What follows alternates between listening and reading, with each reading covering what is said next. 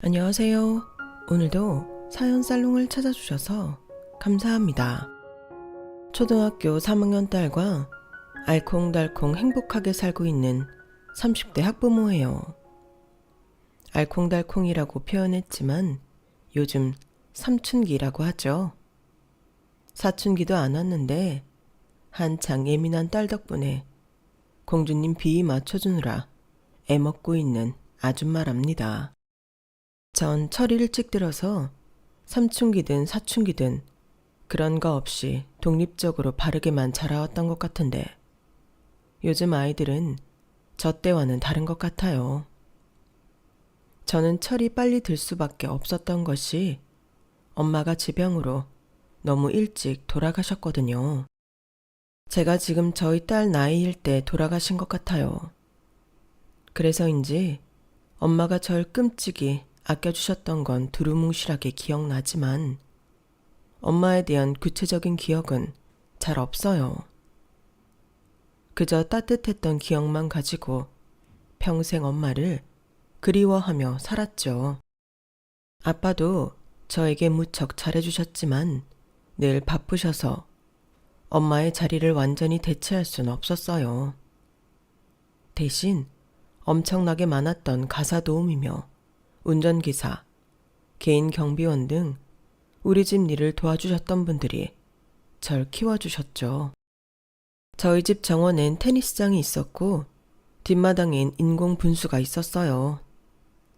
그 동네가 부촌이라 다들 잘 살긴 했지만 유독 우리 집이 컸던 것 같아요.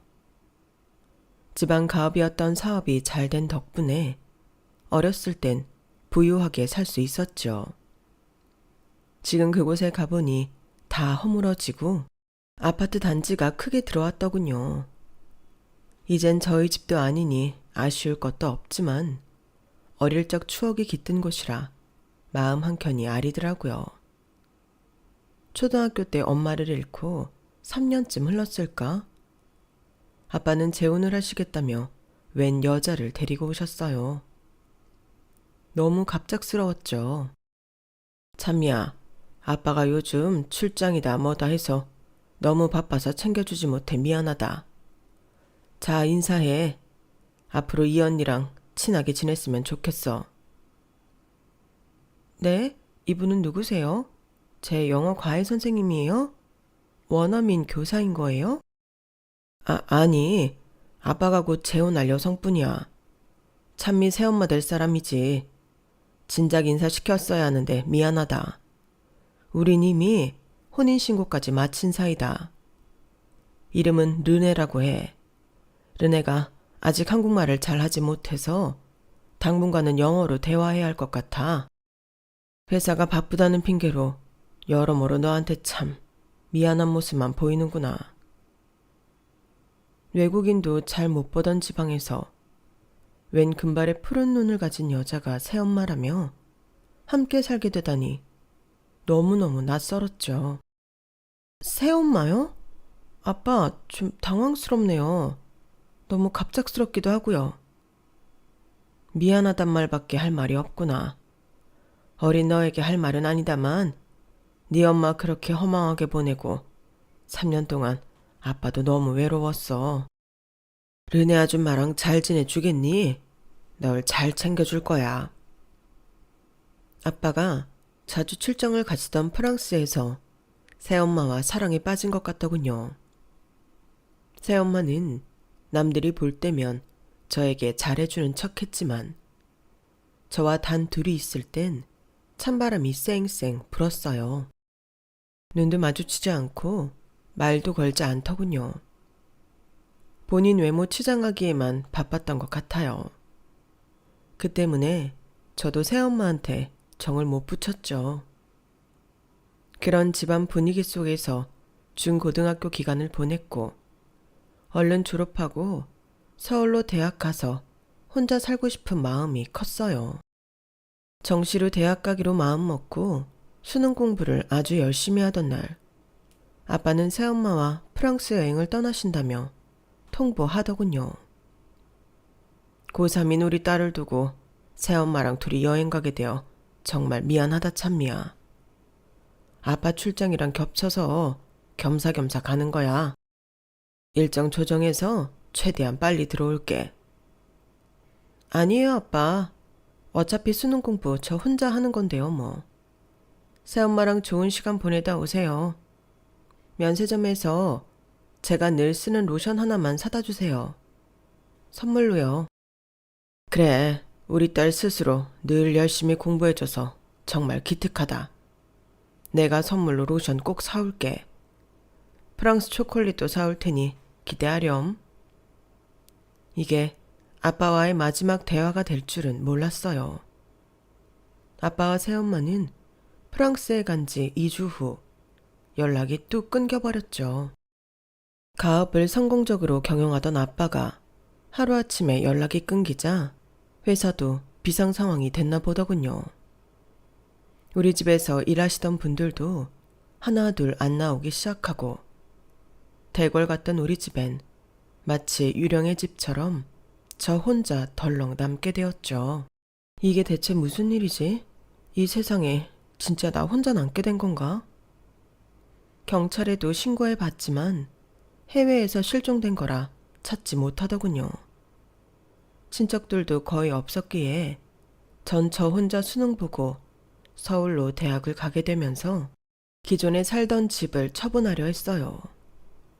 근데 그 집도 새엄마 명의로 되어 있어 제가 손댈 수 있는 부분이 없더군요. 그냥 제 집만 챙겨서 통장 하나 들고 서울로 향했죠. 다행히 아빠가 평소에 용돈을 두둑히 주셔서 제 명의의 통장에는 1억 원의 돈이 들어있었어요. 20살인 저에게 1억은 엄청나게 큰 돈이었죠. 일단 대학 등록금 할 돈과 생활비 조금을 남겨두고 8천만 원으로 18평짜리 집을 샀어요. 지금은 어림도 없겠지만 그때는 그 돈으로 소형 아파트를 살 수 있었답니다. 예전부터 아빠가 자기가 살 집은 소유하고 있어야 안정적인 생활을 할 수 있다고 하셨거든요. 그래서 월세로 살기보단 조금 좁은 집이라도 사서 평생 살자고 생각했죠. 그 집이 현재 시세로 5억이 넘으니 나름 성공적인 재테크한 거 맞죠?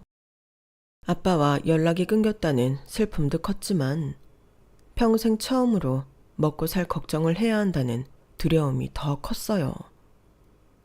알바를 2개 이상씩 꼬박꼬박 해가며 대학 졸업하고 바로 돈을 벌어야 한다는 마음으로 공무원 준비를 병행했죠.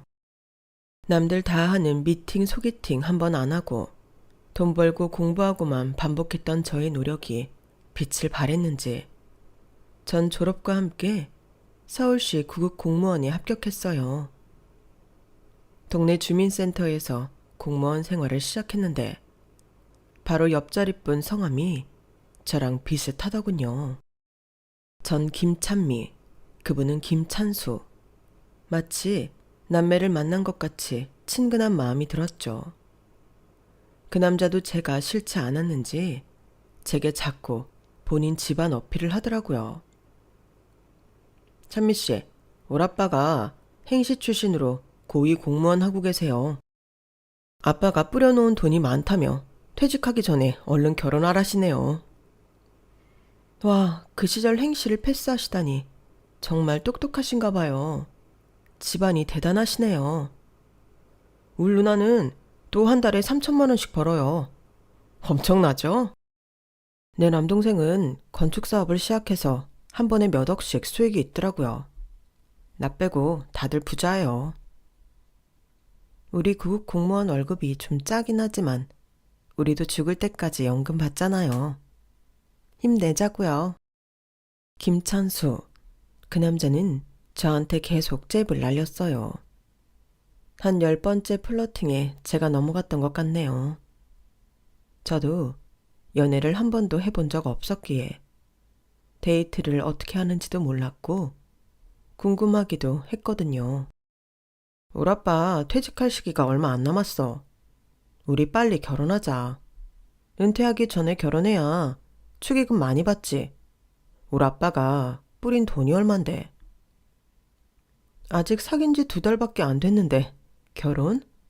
나에 대해 가족들한테 말씀은 드린 거야? 내가 아빠랑 연락 끊어지고 혼자 살고 있다는 것도? 아니, 아직 말은 못했지만 오늘 집에 가서 말하지 뭐. 까짓 거 나랑 같은 구급 공무원인데 반대야 하시겠어? 의기양양하던 남친은 그 다음 날 우리의 결혼에 대해 제대로 확신을 못하더군요. 그게 말이야. 부모님께 말씀드려 봤는데 갑자기 돈돈거리시네. 아빠가 고위공무직이라 나름 명예는 있으시지만 딱히 부자는 아니라 부잣집 딸내미를 원하시는데 참 난감하네. 뭐? 난 지금 4명이 18평짜리 아파트 그게 전 재산인데 비빌 언덕이 있는 것도 아니고 자기 부모님들이 원하는 며느리감이 전혀 아닌데 그럼 우리 결혼 못하는 거지 뭐. 아니야 참미야. 어떻게든 내가 잘 설득해볼게. 이름도 비슷한 우리가 옆자리에서 근무하게 된 것도 그렇고 난 우리가 하늘이 맺어준 운명이라고 생각해. 난 아빠와 연락 끊어지고 혼자 살게 되면서부터 철저히 현실적인 사람이 되었어. 내 앞가림은 오롯이 내가 해야 하거든. 서둘러 결혼할 사람이 필요하거든. 어른들이 좋아하는 부잣집 딸내미 맞나 봐. 난 아닌 것 같아. 거기까지만 해. 헤어지잔 말은 하지 말아줘. 나한테 조금만 시간을 줘. 내가 다 알아서 할 테니. 알았지? 오빠만 믿어. 오빠만 믿으라는 그 말인 즉슨 사고를 치겠다는 말이었나 봅니다. 우리 사이엔 예기치 않은 아기 천사가 찾아왔죠. 전 너무 당황했지만 남친에겐 미필적 고의가 있었는지 드디어 됐다를 외치며 결혼을 밀어붙이더군요. 남친 부모님은 임신한 저를 일단 만나보자고 하셨어요. 전 최대한 말끔한 정장을 입고 무척이나 긴장되는 마음으로 약속 장소로 향했죠. 남친의 말에 따르면 아빠가 고위 공무원이고 엄마는 클래식 좋아하시는 정숙한 분이라길래 조용하고 고상한 가족 분위기를 기대했어요. 하지만 남친 엄마의 첫마디에 제 기대는 산산조각 났죠. 처녀가 벌써부터 팔랑 까져가지고는 네가 공무원 망신 다 시키는구나. 사귄 지 얼마나 됐다고 임신을 해가지고 결혼을 바래. 낯짝도 참 두껍구나. 속으로 헉했어요. 당황했죠. 처음 본 사람한테 모욕적인 언사를 저리도 당당하게 하다니 너무 기분 나빠서 저도 한마디 안 할 수가 없었어요. 어머님, 아버님 처음 뵙겠습니다. 죄송하게 됐지만 어쩌다 보니 뱃속에 아기가 먼저 들어섰네요. 찬수 씨를 사랑해서 그런 거고 부끄러운 일 했다고 생각하지 않습니다. 초면에 너무 안 좋게 말씀하시지 마세요. 스트레스 받으면 산모인 저에게도 안 좋을 것 같아서요. 허이고 큰 자랑이다. 야, 찬수야. 너 우리 집이 뼈대 있는 가문에 명예까지 갖춘 집안이니 돈만 있으면 완벽한 가문이 된다고 부잣집 딸내미 데리고 오라고 말했냐 안 했냐? 저 여자애는 고 하나 다름없는 애라며. 자기 명의에 쬐깐한 아파트 한 채 있다고 저리도 당당한 게냐? 어른들 대하는 저 눈깔 봐라. 기도 안 찬다 정말. 엄마, 제발 좀 그만하세요. 평소에 교양 있던 모습은 다 어디 간 거예요? 제발 채통 좀 지키세요. 저랑 똑같은 구급 공무원인데 누가 더 아깝고 그런 게 어딨어요. 그리고 저한테 무슨 부잣집 딸내미가 시집을 오겠어요. 아빠 퇴직도 얼마 남지 않았잖아요. 그 전에 빨리 결혼할 테니 허락해 주세요. 결혼 서두르라 하셨잖아요.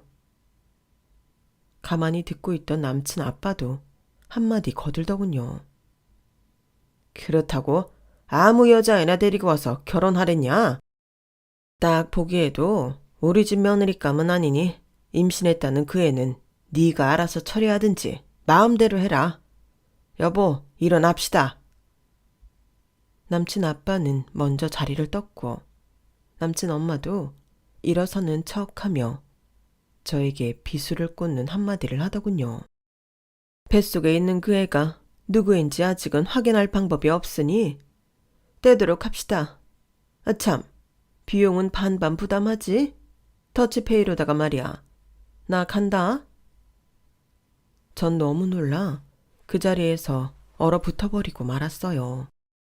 뱃속에 있는 애를 지우다 못해 그 비용은 더치페이 하자니. 남친 부모님들한테 물 한 잔 못 끼얹은 제가 바보같이 느껴지더군요. 남친도 얼굴이 사색이 되어 저한테 빌기 시작했어요. 남친한테라도 쏟아 부어야 직성이 풀릴 것 같았죠. 이게 지금 뭐 하자는 거야? 오빠네 부모님들 제정신이셔? 애를. 그걸 그렇게 쉽게 입에 올려? 뱃속에 내 아이가 그 얘기를 들었을까 두렵다. 그리고 무슨 카페에서 차 마시고 더치페이 하는 거야? 뭘 나눠내자는 거야? 오빠 아이가 아닐 수도 있다고? 그게 말이나 되는 소리야?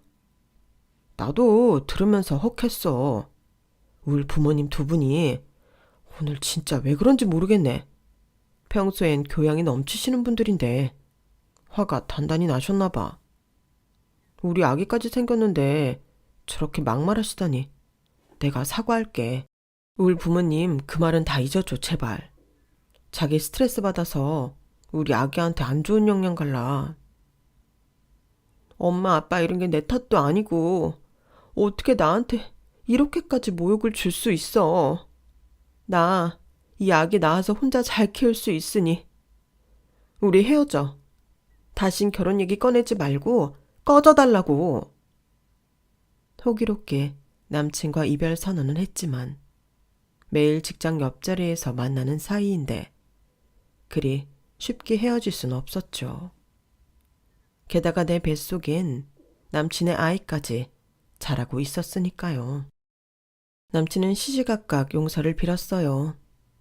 배도 불러오는데 다른 사람들이 알아채기 전에 얼른 혼인신고하고 우리 사이를 공표하자면서요. 그때까진 아직 동료들에게 우리 사이를 비밀로 했었거든요. 임신 사실은 물론이고요. 전 입덧 때문에 살이 10kg이나 빠져버렸고 남친은 마음고생 탓에 역시 10kg 넘게 빠져서 수척했어요. 남친은 지속적으로 본인이 시댁에 든든한 방패막이가 되어주겠다며 절 설득했죠. 그 설득이 반은 거짓말일 거라고 생각하면서도 우리 아이를 아빠 없는 아이로 태어나게 하고 싶지 않았기에 전 남친과 혼인신고하기로 마음먹었어요. 혼인신고까지 했다고 하자 남친 집안에선 가족 모임에 절 부르더군요. 이번에 또 아기를 어쩌고 하면 진짜 물 한 잔이라도 끼얹고 나오리라 다짐했죠. 다행인지 불행인지 순순히 결혼식을 하라고 하더군요. 시누이와 도련님까지 있어서 그랬는지 시부모들은 그 전과 같은 막말을 씨부리진 않았어요. 얘 며느리야. 혼인신고까지 한 마당에 며느리라고 부르지 뭐. 옛다. 여기 예단 목록이 쭉 적힌 노트다. 내가 친히 잡지에서 오려서 사진까지 붙인 것들도 있으니 잘 살펴보고 똑같은 걸로 해와라. 시모가 제 앞에 툭 던진 스프링 노트를 펼쳐보니 화려한 예단 목록들이 좌르르 적혀 있더군요. 거의 책만큼 두꺼웠죠. 이태리 소파와 침대, 화장대 세트 옆엔 4천만 원이라 적혀 있었고 화장실 변기까지 수입산으로 고쳐놓으라는 목록이 있었어요. 쭉 끝까지 예단 목록을 보던 전 도저히 안 되겠다 싶어 한마디 했어요. 어머님, 저희는 소박하게 결혼하기로 했습니다. 제 명의로 된 18평 아파트에 들어가서 같이 살기로 했어요. 좁지만 방 2개짜리이니 아이 1명 낳고 충분히 살 수 있어요. 말도 안 되는 소리 마라. 너희 시아버지가 현재 고위급 공무원인 거 까먹었냐? 사회적 체면이 있지. 아들내미 18평짜리 오래된 아파트에서 신혼살림 한다는 거 소문나면 개망신이야. 우리가 모아놓은 돈이 1억 있으니 30평대 아파트 반전세 1억에 180만 원짜리로 들어가라. 우리가 보증금 1억 대줄 테니 30평 아파트 들어가서 내가 준 예단 목록 그대로 다 살림 채워 넣어라. 혹시라도 우리 쪽 집안 손님이 놀러가서 볼 수도 있으니 알았냐? 지금 보니 예단 비용만 거의 1억에 가까울 것 같은데 저희 구급 공무원 월급으로는 현금 1억 모으기 쉽지 않아요. 그거에 반의 반도 못해갈 것 같아요. 죄송합니다. 아유, 두야. 내가 이런 꼴 보려고 고 하나 다름없는 저런 여자애를 며느리로 들였냐? 아들아, 입이 있으면 말 좀 해봐라. 여기 있는 우리 딸이랑 막내 아들은 한 달에 수천만 원씩 벌어서 엄마 아빠한테 효도하는데 둘째 넌 어째 저런 돈 없는 여자애를 임신시켜서는 머리 아파. 엄마 아빠 참미 똑똑하고 야무진 여자예요. 아마 며느리 노릇 잘할 거예요. 참미 말대로 저희 소박하게 결혼하고 신혼살림 시작할 테니 너무 걱정 마세요. 예단 목록은 걷어주시고요. 이 애비 사회적 체면은 생각도 안 하냐? 구연 것들. 어디 너희 마음대로 살아봐라. 부모님인 우리 말은 아무것도 듣기 싫다 하니 우리도 아무 지원 해주지 말자고 여보. 다행히 1억에 가까운 예단 목록은 없던 일이 되었고 제가 살던 제 명의의 18평 아파트에서 그대로 신혼을 시작하게 되었어요. 결혼식도 딱히 올리고 싶진 않았지만 시댁 측에서 하도 성화여서 호텔에서 성대하게 올리게 되었죠. 시댁 어른들이 하도 절 깔보고 거들먹거리길래 돈이 꽤나 있는 부잣집인 줄 알았어요. 근데 남편한테 말 들어보니 저희에게 지원해준다던 1억도 대출받아서 주려고 했다는 거예요. 지금껏 아버님께서 공직생활 하신 게 수십 년인데 왜 1억도 못 모으신 거야? 우리 엄마 비롯한 가족들이 사치가 좀 심하거든. 체면 세워야 한다면서 각자 외제차 한 대씩 끌고 다니고 가사 도우미까지 2명이나 쓰니까 돈 한 푼 없지 뭐. 저 집이 전 재산 다야. 본인들도 돈이 없다 보니 며느리감 1순위가 돈 있는 여자였나 봅니다. 그나마 손이 시누이와 도련님이 돈을 잘 번다니 시댁 부모님들이 욕구를 좀 채워주겠구나 싶었죠. 그런데 돈 잘 번다는 사람들이 더 하더군요. 신혼여행을 다녀오면 면세점에서 나름 명품 미니백을 사들고 시누이에게 선물했더니 시큰둥한 반응이었어요. 나 지금 메고 있는 에르메스 가방 안 보여? 그 외에 샤넬 정도만 브랜드로 쳐주지. 난 그 밑으론 명품이라고 안 쳐. 이런 건 동네 아줌마들 하나씩 다 갖고 있는 거 아니야? 촌스럽기는. 아, 샤넬은 거의 700만 원이 넘어가서 못 샀어요. 이게 싫으시면 제가 맬게요. 어디 줬다 뺏으라고 해. 가정교육도 제대로 못 받았나? 손이 형님한테 예의 없긴. 미니백이니 우리 딸내미들 장난감으로 주면 되겠네. 누가 누구한테 예의 없다고 하는 건지 어이없었죠. 건축사업 한다던 시동생도 싸가지 없기론 마찬가지더군요. 형수, 형이랑 월급 합치면 한 달에 얼마 벌어요? 한 400은 넘어요? 그렇게 코딱지만큼 벌어서 애 낳으면 어떻게 키우려고 그래요? 그니까 형은 좀 월급 센 여자를 만나지 그랬어. 같이 거지면 어떻게 살아? 둘이 아주 손 빨고 살아야겠네. 야, 너 지금 형이랑 형수한테 그게 무슨 말버릇이야? 네가 우리 결혼하는데 뭐 한 푼이라도 보태준 거 있냐?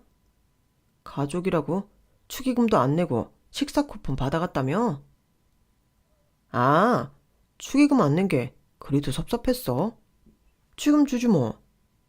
내 현금 가방에서 한 100만 원 주면 안 섭섭하려나? 까짓 건 뭐 껌이지 뭐. 자, 여기 있어. 시동생은 5만 원짜리 20장을 우리에게 던지듯 난리더군요. 이까지 100만 원 안 받고 말지. 지금 형한테 뭐 하는 짓이에요? 나도 손이 청순이 제대로 예의 차리세요. 여보, 일어나서 집에 갑시다. 전 남편과 씩씩대며 시댁을 나와 우리 집으로 향했어요. 벌써 임신 막달이 되어 배는 볼록해졌는데 시댁만 갔다 오면 스트레스를 온팡 받아서 그런지 뱃속에 있는 아이가 요동을 치더군요. 작지만 평화로운 우리 집이 제일 편안했어요. 돈 많다고 자랑하던 시누이가 뭘 해서 그렇게 돈을 버는지는 결혼하고 나서 알게 되었어요. 맨날 회원 관리며 등급 운운하며 회사에서 그렇게 상을 많이 받아온다고 자랑하더니 그 정체는 바로 다단계였죠. 저한테도 그 다단계 회사에서 판매하는 제품들을 못 팔아먹어서 안달이었어요. 저에게 불필요한 물건을 비싸게 파는 것 같아 안 산다고 했더니 어느 날은 큰 박스를 택배로 보내더군요. 시누이에게 온 택배이니 바로 열어봤죠. 그 속엔 이미 개봉되어 포장지가 다 뜯어진 물건들이 한가득 들어있었어요. 다 그 다단계 회사의 제품들이었죠. 형님, 이 택배는 다 뭐예요? 웬 제품들이 다 뜯어져서 온 거죠? 엄청나게 큰 상자에 많이도 보내셨네요. 그거 다 우리 회사 신상품들인데 한번 써보라고 보낸 거야. 근데 잘 포장된 새 것들 보냈는데 뜯어져 있다고? 그게 무슨 말이지? 이거 저 공짜로 주시는 것도 아니잖아요. 돈 받으실 거죠? 제가 분명히 불필요한 것들이라고 안 산다고 말했을 텐데요. 또 포장지 다 뜯어서 보낸 건 뭐죠? 당연히 유료지. 그럼 공짜로 내일은 받아먹으려고 했어? 그거 좋기 150만 원어치가 넘는 귀한 상품들이라고. 근데 포장지 뜯었으면 울케가 이미 쓰고 우리발 내미는 거 아니야? 어때? 써보니 좋지? 계좌번호 남길 테니 이리로 150 보내. 지금. 응? 뭐라고요? 이거 완전 사기잖아요. 형님, 가족한테까지 이렇게 사기 쳐먹어야겠어요? 이게 무슨 심보예요, 대체? 난 150 절대 못 줘요. 이 물건 다시 반송할 테니 받든지 말든지 마음대로 하라고요. 전 그 박스를 다시 포장해서 그대로 반송했고 남편을 붙잡고 하소연했어요. 남편은 이미 다 알고 있다는 듯이 답하더군요. 그래서 150만 원 누나한테 지불했어? 지불하다니? 내가 왜? 난 그거 쓰지도 않았는데? 누나가 억울하다면서 나한테 전화 왔어. 제품을 뜯어봤으면 마음에 안 들어서 반품하더라도 돌 이상 돈은 보내야지. 가족끼리 그러는 거 아니야, 자기야. 뭐? 이거 날 완전 가해자로 몰아가네? 진짜 억울하다. 내가 거짓말이라도 했다는 거야? 아니, 여보, 우리 출산일이 다가오는데 이런 일로 열내지 말자. 그냥 누나가 잘못했다고 칩시다. 다 잊어버리자고. 출산이고 뭐고 화가 머리 끝까지 났어요. 뭐 이런 사람들이 다 있나. 피는 안 섞였어도 가족이라 여기며 살고 있는데 도저히 시댁 식구들한텐 정이 가지 않았죠. 그 후 전 순산하여 3.2kg의 건강한 딸아이를 갖게 되었죠. 남편과 의논한 대로 우리 부부의 이름과 비슷하게 김찬솔이라고 장명했어요.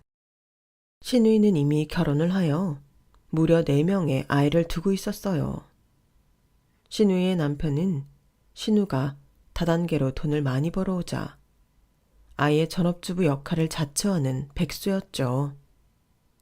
그나마 신우이가 다단계 수완이 좋았는지 수익이 많아 4명의 아이들에게 월 1,000만 원 가까운 사교육 비용을 쏟아부으며 살더군요. 저희 찬솔이가 겨우 4살 되던 해 시댁에서 다 같이 밥을 먹는데 시모는 우리 아이와 신우이의 아이들을 비교하며 찬솔이를 깎아내리더군요. 우리 딸내미 애기들은 무려 3개국어를 한다는구나. 영어, 중국어, 한국어 말이야. 원어민 과외로 얼마나 교육을 잘 받았든지 완전 모국어처럼 하더라니까. 며느라, 니네는 애를 영어 알파벳이라도 좀 가르쳤냐? 돈이 없어서 어디 학원 하나라도 제대로 보낼 수 있겠냐? 어머님, 우리 찬솔이 아직 4살이에요. 어린이집 잘 다니고 있으니 나중에 때 되면 학원 1~2개 보내야죠 뭐. 아직은 외국어 가르칠 시기는 아니라고 생각해요. 외국어는 어릴수록 스펀지처럼 쫙쫙 흡수한다더라. 돈 없는 니네야 뭐. 맞벌이 해봤자 생활비 대기도 빠듯하겠지. 아, 한심한 것들. 어머 어머님, 무슨 말씀을 그렇게 하세요. 요즘 공무원 되기도 얼마나 어려운데. 저희 보고 한심하다뇨. 아버님도 공무원으로 퇴직하셨잖아요. 네 아버지처럼 고위공무원이랑 말단 공무원이랑 같냐? 비교할 걸 비교해야지. 잡소리 때려치고 얼른 밥이나 먹고 집에 가거라. 어르지만 똘똘하여 분위기 파악 다 할 줄 아는 찬솔이에게 더 이상 못 볼 꼴 보이기 싫어서 얼른 자리에서 일어나 집으로 돌아왔죠. 부자는 망해도 3대를 간다는 말이 있죠. 하지만 신우이가 다단계로 돈 버는 거나 시동생이 건축 사업을 시작한 거나 둘 다 탄탄한 사업은 아니었기에 경기가 안 좋아지자 양쪽 모두 삽시간에 무너지더군요. 우선 경기가 호황일 땐 회원수도 많고 수천만 원씩 수익을 내던 다단계가 폭삭 망하고 말았어요.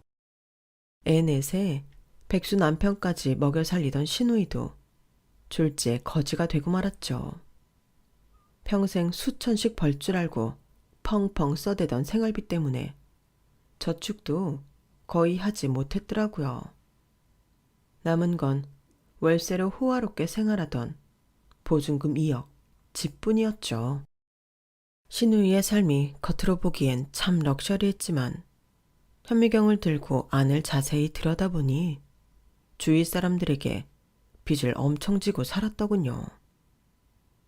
그 빚을 감당 못한 신우이는 결국 야반도주하고 말았어요. 백수였던 신우이 남편은 자기 와이프 찾겠다며 4명의 자식은 뒷전으로 하고 같이 집을 나가버렸죠.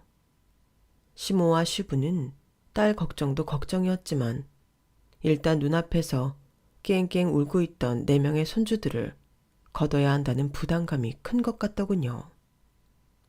양육의 부담을 저에게 일부 전가하더라고요. 내가 도저히 4명이나 되는 손주들을 못 보겠다. 어떡하니? 며느리 네가 좀 도와주지 않으련? 어머 어머님, 저희 부부도 찬소리 보느라 정신이 없어서는 없는 형편에 등하원 도우미까지 쓰고 있어요. 맞벌이인 저희한테 형님 아이들을 맡기시면 안 되죠. 아, 가족끼리 이러기냐 정말? 졸지에 지부모랑 연락 끊긴 시조카들이 불쌍하지도 않더냐? 어떻게 단칼에 거절할 수 있냐? 너 정말 인간이 그러는 게 아니다. 나중에 천벌받아. 어머님께서 한 번이라도 저희 찬솔이 칭찬해 주시고 저희 부부한테 좋은 말씀 해주신 적 있으세요? 형님이 맨날 돈 잘 번다고 자랑하시면서 우리한테 돈 한 푼 보태준 적 있냐고요? 왜 아쉬울 때만 가족 운운하세요? 어머님, 아버님 지금 하시는 일 없고 연금으로 편히 사시잖아요. 아이들 내 보는 거 금방 적응하실 거예요. 아주 갓난 아기들도 아니잖아요. 시모는 저의 거절에 씩씩대며 돌아갔어요. 제 말이 다 사실이었거든요. 지금껏 저희에게 진짜 가족처럼 친절하고 끈끈하게 대해줬다면 제가 그렇게 모질게 나오진 않았을 거예요. 시모가 바로 남편에게 고자질했는지 남편이 제게 따지더군요. 아니, 누나 애들이 불쌍하지도 않아? 한 명쯤 맡아드리겠다고 하면 어디 뒀나? 졸지에 아이들 넷을 떠맡은 우리 엄마 아빠가 촬영하지도 않냐고. 사람이 그러는 게 아냐. 자기도 어머님이랑 똑같이 말하네. 결국 또 나만 나쁜 년 되네. 당신 결혼할 때 나한테 뭐라고 그랬어? 시댁의 방패막이가 돼주겠다고 했잖아. 그 약속 다 잊었어? 이젠 방패가 아니라 오히려 시댁 식구들이랑 짬 짜먹고 날 공격하고 있네. 나 또 가해자 만들 거야? 으이그, 너랑은 진짜 대화가 안 된다. 툭 하면 피해자 행세하고. 아휴, 내가 우리 엄마 아빠 말 듣고 부잣집 딸내미한테나 장가갈 걸. 후회된다, 후회돼. 뭐? 지금 말 다 했어? 그럼 지금이라도 이혼하고 당장 부잣집 딸내미 잡아서 재혼해. 본인이 그럴 능력이나 외모가 되는 줄 알아? 어디서 왕자님 행세야? 남편과는 시댁 이야기만 나오면 늘 으르렁대며 싸웠어요. 진짜 방패막이가 되어주고 착하기만 할 것 같았던 남편은 결혼 후 점차 본색을 드러냈죠. 역시 팔은 안으로 굽더군요. 그 해에 시댁 식구들한테 마가 꼈는지 안 좋은 일은 연달아 일어났어요. 경기가 침체되자 시동생네 회사는 먼저 건물을 다 지어주고 대금을 못 받는 일이 두세 개 터지고 말았죠. 작은 스타트업 회사였기에 부실 채권이 연달아 뻥뻥 터지자 회사가 망한 것은 물론이며 시동생 개인에게도 채무가 생기고 말았어요. 돈 잘 번다고 공무원 커플인 우리를 무시하던 게 엊그제 같았는데 시동생 본인이 빚더미에 앉게 된 거죠. 시모와 시부는 막내 아들 사업을 살려보겠다며 여기저기서 돈을 끌어 다녔어요. 물론 저에게도 돈 부탁을 하더군요. 아주 파렴치하게 말이죠. 며느라, 너 그 시동생 사업이 어려워져서 개인 빚만 7억 원이 생겼다. 다 파산하게 생겼으니 가족이 십시일반 모아서 도와줘야 하지 않겠니? 달리 가족이니 어려울 때 도와줘야지. 안 그래? 도련님 사업이 망했는데 저보고 뭘 어떻게 도우라는 거죠? 저희 돈 없는 거 뻔히 아시잖아요. 돈이 왜 없어? 네 명의로 된 아파트 있잖니. 그거 부동산 한창 오를 때 6억까지 올랐었잖아. 이젠 좀 떨어져서 한 5억 되겠네. 그거 팔아서 일단 급한 불부터 끄자. 어머님, 이건 연락 끊긴 저희 아빠가 남겨주신 유산과도 같은 집이에요. 저한테 이 재산이 전부인데 이걸 팔으라고요? 절대 안 돼요. 옛날에 고작 8천만 원 주고 산 집이라면서. 그럼 원래 금액인 8천만 원은 너 갖고 전세금 빼고 한 2, 3억은 떨어지겠네. 안 그래? 본전치기 했다 생각하고 나머지 금액은 시동생 빚 갚는데 보태라. 저한테 8천만 원만 갖고 떨어지라고요? 내가 왜요? 이 집은 결혼하기 전 미스일 때 내 명의로 산 집이라고요. 절대 못 팔아요. 저랑 찬솔이랑 남편은 당장 어디로 가라는 말씀이세요? 우리 집 놔두고 전 한 발자국도 못 나가요. 아주 욕심이 더덕더덕 붙어가지고는 너 같은 욕심쟁이가 우리 집에 들어와서 기를 다 빨아먹더니 평화롭던 우리 집안이 이렇게 박살나는구나. 다 네 탓이다. 우리 아들, 딸들이 이렇게 된 것도 다 네 탓이라고. 그게 왜 제 탓이에요? 말은 바로 하셔야죠. 돈 잘 벌 때 차곡차곡 저축 안 하고 다들 외제차 굴리고 몇백만 원짜리 70평대 월세집 살고 사교육비에만 수천만 원씩 드리고 그동안 잘 쓰고들 사셨잖아요. 그러는 동안 전 커피 한 잔 값도 아껴가면서 생활하고 있었다고요. 알뜰하게 사는 며느리 칭찬은 못 해줄 망정 이렇게 저주를 퍼부어요? 너 계속 이렇게 비협조적으로 나올 거면 우리 아들이랑 당장 이혼해라. 우리 아들 부잣집으로 재혼 보내버릴 테니까. 너까지 거 우리 집에 있어봐야 아무 소용없어. 썩 꺼지라고. 그거 듣던 중 반가운 말이네요. 몇 주 전에 한 사실인데 제가 실은 아주 부자더라고요. 돌아가신 아빠로부터 받은 300억짜리 건물에서 월세 억씩 받으며 살게 됐어요. 당신 아들이랑 당장 이혼하고 이 빈대 같은 집안이랑은 연 끊고 내 딸만 데리고 호화롭게 살 테니 걱정 마시라고요. 뭐? 그게 무슨 말이냐? 며느라, 찬찬히 자세히 말해봐. 갑자기 300억짜리 건물이 어디서 생겨? 너 지금 CM이한테 뻥치는 거 아니지? 그게 사실이었어요. 몇 주 전 우연히 알게 된 사실이었죠. 그날도 어김없이 하루 일정을 마무리하고 퇴근하려는데 모르는 번호로 전화가 울리더군요. 여보세요? 김찬미 씨 전화번호 맞죠? 나 예전에 같은 동네 옆집 살던 미진이 엄마인데 혹시 기억하니? 저랑 어렸을 적 단짝 친구였던 미진이 엄마의 전화였죠. 저희 동네가 지방에서 나름 부촌이었기에 미진이네도 꽤 잘 살았던 걸로 기억나더군요. 미진이 엄마는 저희 엄마와도 참 가깝게 지냈었죠. 어머, 아주머니, 안녕하세요. 제 전화번호는 어찌하시고. 진짜 오랜만이네요.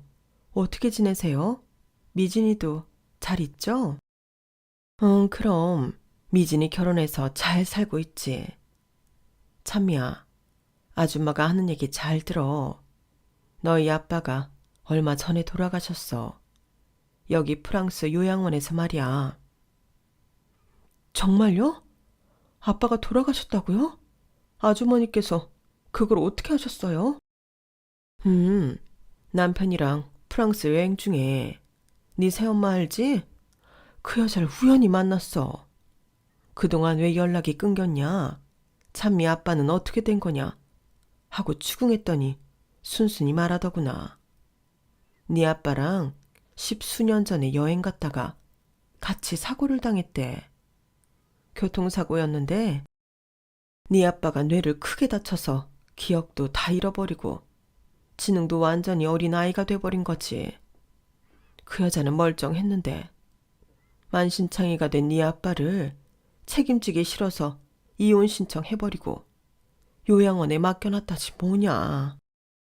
뭐라고요? 그럴 줄 알았어요. 우리 아빠가 날 그렇게 버릴 사람이 아닌데 갑자기 연락이 끊겨서 얼마나 당황했다고요.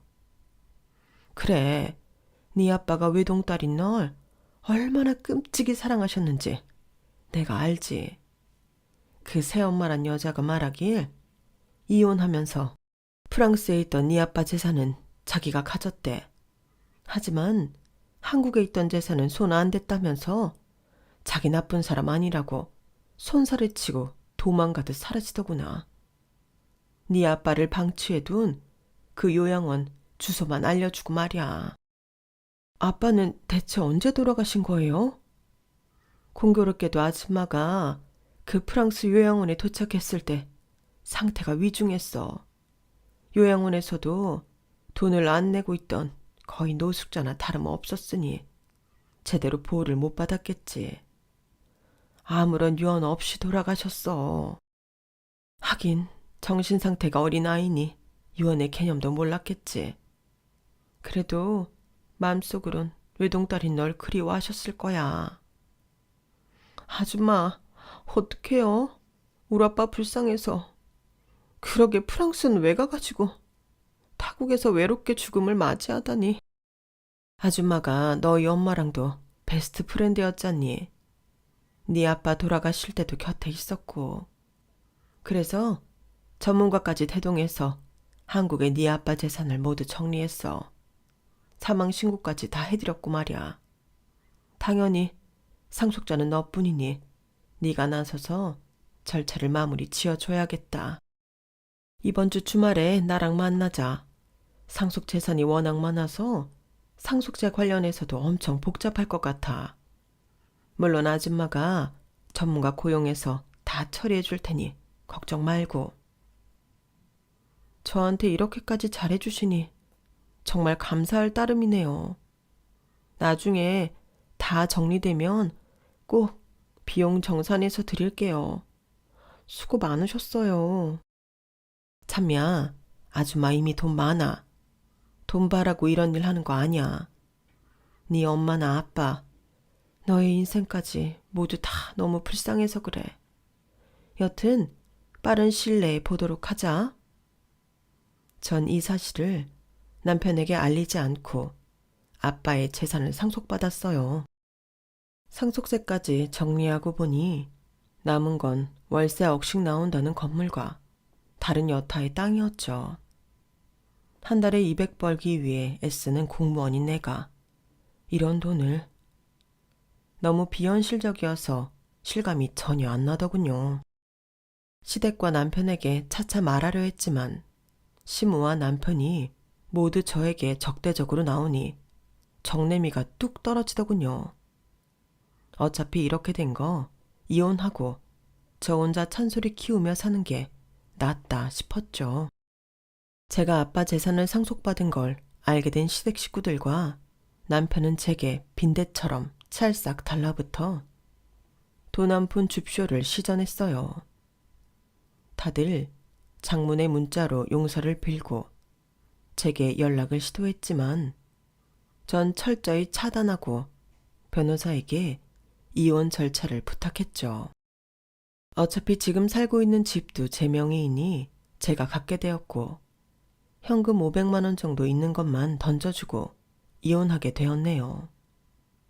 지금은 넓은 평수의 아파트에서 딸내미와 단 둘이 살고 있어요. 쥐꼬리만한 월급 주던 직장은 때려치고 온전히 아이에게만 집중할 수 있게 되어 행복하더군요. 좋은 동네, 좋은 집에서 살고는 있지만 딱히 가사 도우미를 두거나 운전기사를 쓰진 않고 있어요. 아이에게도 독립적으로 생활하는 힘을 길러주고 싶었거든요. 자기 물건 자기가 정리하고 버스 타고 지하철 타는 법을 알려주는 게 더 중요하다고 생각했기 때문이죠. 아참, 들리는 소문에 의하면 시댁은 처참히 망해서 시부의 연금과 전 남편의 월급만으로 온 식구가 생활하고 있다고 하더군요. 분수에 맞지 않게 파출부를 부리고 외제차 굴리던 사치스런 생활 습관이 강제적으로 고쳐지게 되었네요. 전 원래 살던 대로 알뜰하게 생활하며 봉사활동이나 기부도 많이 하고 살려고 노력 중이에요. 우리 아이도 사회의 보탬이 되는 착실한 사람으로 키우도록 하겠습니다.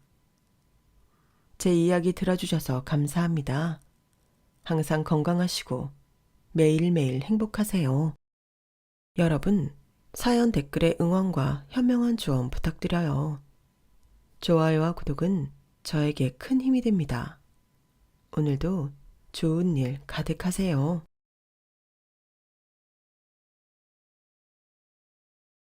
안녕하세요. 오늘도 사연 살롱을 찾아주셔서 감사합니다. 남편과 둘이 살고 있는 50대 여성이에요. 저희 부부는 요즘 제2의 신혼생활을 즐기고 있어요. 아들, 딸 모두 시집 장가를 보내놓고 나니 마음이 한결 가벼워서 그런가 결혼 이후 처음으로 달콤한 시간을 보내고 있답니다. 생각해보면 지금의 평화가 자식들을 출가시켰기 때문만은 아닌 것 같아요. 내 자식들이라서 그런 게 아니라 우리 애들은 자라면서 부모 속을 썩인 적이 한 번도 없었거든요. 결혼도 지들이 알아서 좋은 짝 만났고 결혼 자금도 손수 벌어서 했으니까요. 그 점에 있어선 오히려 부모로서 미안할 정도예요. 그럼 그동안 우리 가정의 평화를 위협했던 게 누구인지 곰곰이 생각해봤는데 떠오르는 사람이 딱 한 사람이 있더라고요. 바로 제 시누이요. 시누이와의 악연을 설명하자면 결혼 전으로 거슬러 올라가야 해요. 시누이는 제가 취업을 앞두고 아르바이트를 했던 보습학원 학생이었어요. 공부는 뒷전이고 노는 거에만 빠져있는 아이였죠. 딱 그 정도 문제만 있었다면 제가 제자이기도 한 시누이를 그렇게 싫어하지는 않았을 거예요. 시누이는 세상에서 지가 제일 잘난 줄 아는 학생이었어요. 고작 중3밖에 안 된 애가 어찌나 영악하고 건방지던지 각 과목 선생님들이 혀를 내두를 정도였죠. 저는 5남매 중 장녀라서 어릴 때부터 집에서 동생들 군기반장처럼 살아온 탓에 그런 시누이가 여간 거슬리는 게 아니더라고요. 그러던 어느 날 생각지도 않게 우리는 맞붙게 되었어요. 수업이 시작한 지 15분이 지났는데 그제서야 강의실에 들어온 시누이는 책상에 책가방을 퍽 집어 던지고는 요란하게 의자를 빼서 앉더라고요. 거기까지는 봐줬는데 이게 글쎄 자리에 앉자마자 앞에 앉아있던 친구 머리에 필통을 집어 던지지 뭐예요. 야, 네 대가리가 커서 칠판이 안 보이잖아. 이러면서 말이죠. 머리를 맞은 아이는 손으로 맞은 부위를 감싸며 시누이를 째려봤고 시누이는 거기다 대고 뭘 꼬라보냐며 시비를 걸었어요. 결국 두 아이는 말싸움까지 벌였고 보다 못한 저는 둘 사이에 껴서는 싸움을 말렸죠.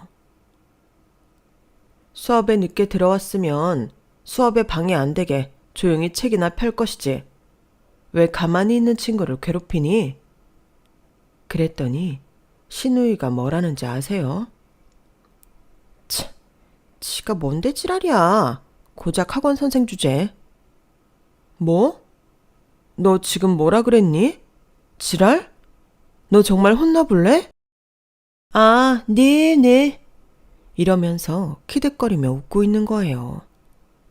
마음 같아선 머리통을 한 대 쥐어 받고 싶었지만 강의실 안에서 그런 짓을 할 수는 없어서 참았어요. 대신 수업 끝나고 따로 보자고 말하곤 다시 수업을 진행시켰죠. 시누이를 제외한 나머지 아이들 수업까지 망칠 수는 없으니까요. 속에서는 부글부글 끓어올랐지만 자식들 위해 비싼 학원비를 내는 학부모들을 생각해서 꾹 참고 수업을 마쳤어요. 그리고는 시누이한테 가서 교무실로 오라고 그랬죠. 참, 웃겨 진짜. 지가 무슨 진짜 선생인 줄 아나 봐. 쌤, 어차피 우리 엄마가 주는 돈 받아서 먹고 사는 거잖아요.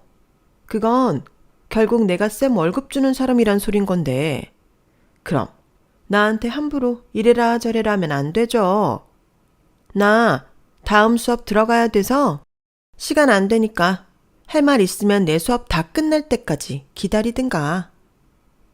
요지랄을 하고는 강의실을 쌩하니 나가버렸어요. 순간 얼굴이 화끈 달아오르더라고요.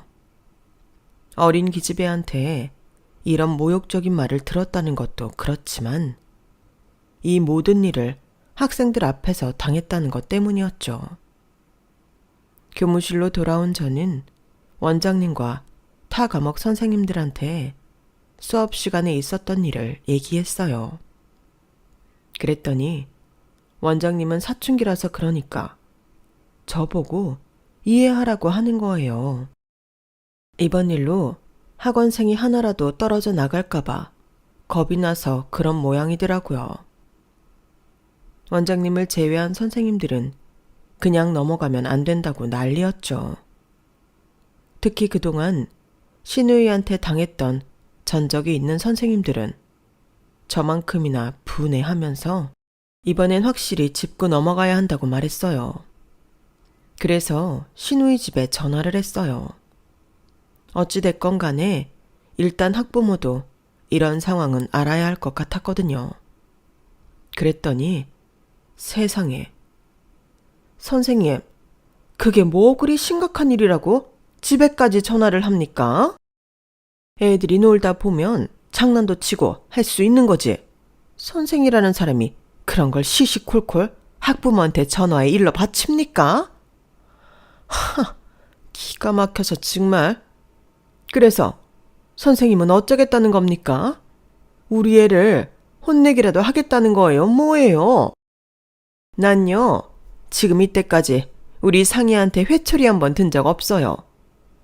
우리 집에 상희 오빠가 셋이나 있는데 아들들한테는 회초리도 들고 빗자루도 들어봤지만 상희한테만은 안 그랬다고요. 왠지 아세요?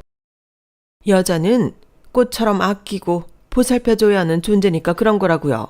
아셨어요? 혹시나 해서 하는 말인데 이번 일로 우리 상희한테 심한 말 한마디라도 했다간 내가 가만히 안 있을 줄 알아요. 이 동네에서 그 학원 영업 못하게 할 줄 알라고요. 와, 그 엄마의 그 딸이라고. 신우이가 어쩌다 저런 개망나니가 됐는지 그 한 번의 통화로 바로 알겠더라고요. 상황이 이렇게 되자 원장은 대신 제게 사과를 하면서 한 번만 참아달라고 신신당부를 하더라고요. 그 일이 있고 얼마 뒤 저는 입사 원서를 냈던 회사에 최종 심사까지 올라가게 됐고 결국 그 회사에 최종 합격하면서 학원 강사 일은 그만두게 되었어요. 물론 신우이는 꼴 보기 싫었지만 1년 가까이 일했던 학원이라서 선생님들도 그렇고 아이들과도 정이 많이 들었던 터라 학원을 떠나는 게 많이 아쉬웠어요. 그렇게 학원 강사 일을 그만두고 회사원이 된 지 반년쯤 되던 어느 날 모처럼 친구들과 인사동에 들렀다가 유명한 파스타 전문점에 들어갔어요. 그런데 하필 거기서 신우이랑 마주쳤지 뭐예요. 이제 고등학생이 된 신우이는 화장까지 곱게 하고는 대학생 정도로 보이는 남자애랑 데이트를 하고 있더라고요. 남자애는 학교 이니셜이 박힌 학교 점퍼를 입고 있어서 대학생이라는 걸 알아볼 수 있었죠. 그런데 테이블이 가까워 그런가 신우이랑 남자애가 하는 대화가 귀에 쏙쏙 들어오더라고요. 이놈의 기집애가 대학생인 척 거짓말하고 있는 것까지 말이죠. 비록 학원에서 강사와 제자로 만났을 때 사이가 안 좋았던 건 사실이지만 그렇다고 이제 와서 남의 연애사에 구정물을 튀기고 싶지는 않아서 모른 척을 하려는데 이것들이 글쎄 와인을 시키지 뭐예요. 딴 건 몰라도 미성년자가 술을 마시는 걸 그냥 보고만 있을 수 없잖아요. 그래서 참다 못해 신우이가 앉아있는 테이블로 갔어요. 상희 맞지? 땡땡학원 다니던 전상희. 나 기억하겠니? 저를 본 신우이는 단박에 알아챈 것 같은데도 시치미를 떼고는 모른 척 하더라고요. 그리고는 손에 든 와인잔을 입에 대려고 하길래 손에 든 와인잔을 뺏었어요. 이 여자가 미쳤나? 왜 이래요? 이거 안 놔? 그래, 미쳤다. 내가 제정신이었다면 네 손에 든 와인잔을 뺏을 게 아니라 경찰에 신고부터 했을 거야. 그래도 한때 제자라고 차마 그렇게는 못하겠으니까 좋은 말 할 때 조용히 밥이나 먹고 집에 가. 안 그러면 너 대학생 오빠랑 손잡고 파출소 구경하게 될지 모른다. 내 말 무슨 뜻인지 알지? 신우이가 미성년자라는 걸 모르는 남학생은 벙찐 표정으로 우리 두 사람 얼굴만 번갈아 쳐다봤어요. 그러자 위기의식을 느낀 신우이는 저를 밀치고는 욕을 퍼부어댔죠. 순식간에 레스토랑 안은 돗대기 시장처럼 시끄러워졌어요. 그리고 잠시 뒤 가게 주인의 신고를 받고 경찰이 왔더라고요. 그날 저는 참고인 신분으로 신우이와 함께 근처 파출소로 가게 되었죠. 결국 신우이는 미성년자라는 사실이 밝혀졌고 신우이 오빠가 보호자로 파출소로 왔더라고요. 대충 눈치채셨겠지만 그때 보호자로 온 사람이 바로 제 남편이었어요. 맏아들이었던 남편은 날라리 여동생 때문에 퇴근하자마자 옷도 못 갈아입은 채 달려왔더라고요. 큰오빠를 보자 신우이는 평소와 달리 얌전해졌어요. 예전 같으면 저한테 따박따박 따지면서 개거품을 물었을 텐데 지 오빠 앞이라 그런지 입술을 꽉 깨문 채 고개를 숙이고 있더라고요. 전후 사정을 들은 남편은 제게 사과부터 했어요. 그리고는 여동생을 시켜 제게 사과를 하라고 시켰죠. 그때가 처음이자 마지막이었어요.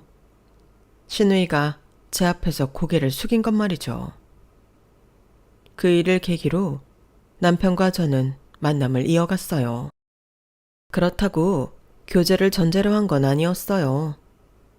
솔직히 남편이 꽤 마음에 들긴 했지만 개차반 같은 여동생을 생각하면 절대 깊은 사이는 되고 싶지 않았거든요. 그런데 어디 사람 마음이 생각대로 되나요? 신우이는 싫은데 이 남자는 놓치기 싫고 만나는 시간이 길어질수록 고민도 깊어지더라고요. 그래서 더 길게 만났다간 나중에 더 힘들 것 같아서 그만 만나야겠다 했는데 남편이 프로포즈를 한 거예요. 머리로는 거절을 해야 한다는 걸 아는데 이렇게 이 남자랑 끝낸다 생각하니까 가슴이 너무 아팠어요. 그래서 우물쭈물 하다가 저와 신우이 사이가 앙숙이라는 걸 말해 주었어요. 그랬더니 껄껄대고 웃는 거예요. 난 심각한데 말이죠. 그러면서 구덕이 무서워서 장 못 담그냐고 신우이 걱정은 말고 우리 두 사람만 생각하자고 하더라고요. 사람 마음이 참 간사한 게 남편이 그렇게 말을 해주니까 그게 뭐라고 안심이 되는 거 있죠. 그래도 사귀는 동안에라도 마음 편하고 싶어서 우리가 사귀는 건 신우이한테 비밀로 하기로 했어요. 그 여우 같은 신우이가 알았다간 난리 쳤을 게 뻔하잖아요. 그렇게 시작한 연애는 장장 5년이나 이어졌어요. 그러다 결혼까지 하게 되었고요. 시댁에 인사를 드리러 가기에 앞서 며칠 전부터 골치가 지끈거리는 게 몸 상태가 너무 안 좋았어요. 신우이가 나를 보고 어떻게 나올지 안 봐도 뻔했으니까요. 거기다 시어머니 자리도 만만치 않다는 걸 제가 또 알고 있잖아요. 학원 강사 시절에 전화통화 한번 해본 거에 불과하지만 그 한 번으로 시어머니가 어떤 사람인지는 단박에 알아봤으니까요. 그래도 어쩌겠어요. 이 남자를 놓치지 않으려면 시어머니의 신우이까지 2개의 산을 넘는 수밖에요. 그래서 단단히 각오하고 시댁에 찾아갔는데 예상과 달리 신우이가 제게 싹싹하게 굴지 뭐예요. 사람 인성이 하루아침에 바뀔 리는 없는데 혹시 얘가 어디 아픈 거 아닌가 싶더라고요. 인사를 마치고 시댁을 나설 때까지도 저는 여우에 홀린 것처럼 어벙벙했어요. 그런데 잠시 뒤 대문 밖으로 따라 나온 시누이 얘기를 들어보니 그럼 그렇지 하는 생각이 들더군요. 오빠 얘기 듣고 설마 했는데 진짜 맞네? 쌤, 내가 싫어하는 거 알죠? 그런데도 기어이 우리 큰오빠랑 결혼을 하겠다. 좋아요. 대신 쌤도 나 좀 도와줘요. 그럼 내가 반대는 안 할게. 얘기인 즉슨 자기 남자친구를 온 가족이 반대하는데 내가 책임지고 큰오빠 마음을 돌려달라는 거였어요. 다른 식구들은 자기가 구워 삶을 수 있는데 큰오빠는 그게 안 된다나요. 그나마 시댁에서 시누이를 이기는 사람이 제 남편이었거든요. 일단은 내 발등에 불부터 꺼야 하니까 알겠다고 했죠. 그런데 알고 보니 시누이 남자친구란 놈이 가관도 아니더라고요. 남자가 시누이보다 2살 연상인데 직업도 없고 시누이한테 용돈까지 타서 쓰더라고요. 거기다 툭 하면 잠수를 타는데 집까지 찾아가 보면 날밤 새가며 게임을 하고 있다는 거예요. 이 정도면 폐기 처분 수준인데도 시누이가 그렇게 목을 거는 건 다 그놈의 얼어 죽을 외모 때문이었어요. 사진을 봤더니 키도 크고 스타일도 좋은데 거기다 생긴 건 연예인 뺨치겠더라고요. 그러니 천하의 불려시 시누이도 그 남자한테 빠져서 헤어나올 줄을 모르는 거였죠. 진짜 내 동생이 저런 놈 따라다닌다면 손발을 묶어서 집에 가둬놓을 텐데 명색이 시누이를 그럴 수 있나요? 거기다 내 결혼까지 달려있는데 말이에요. 그래서 두 눈 딱 감고 남편을 설득했죠. 좋다는 애들 뜯어 말리면 오히려 더 들러붙기 마련이야. 두고 봐. 1년도 안 돼서 갈라설 테니까. 말은 그렇게 했지만 솔직히 둘이 안 헤어지면 어쩌나 걱정이 이만저만이 아니었어요. 저희 결혼식 때까지도 두 사람은 찰떡처럼 붙어 다녔거든요.